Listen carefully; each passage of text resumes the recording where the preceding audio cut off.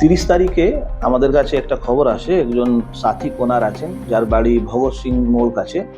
তো উনি 28-29 তারিখে বাইরে গিয়েছিলেন বেড়াতে।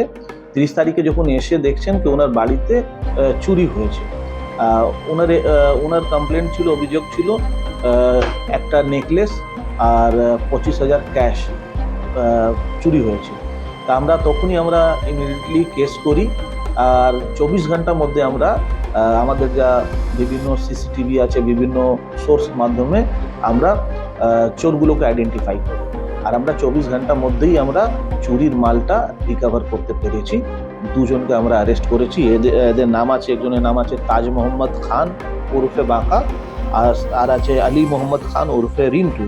এদের দুজনের বাড়ি কেথারডাঙ্গা, বাঁকুড়া থানা। এরা মানে অনেক ভেটারেন চোর আছে, অনেক এদের কাছে এদের এগেনস্টে কেস আছে বিভিন্ন থানাতে।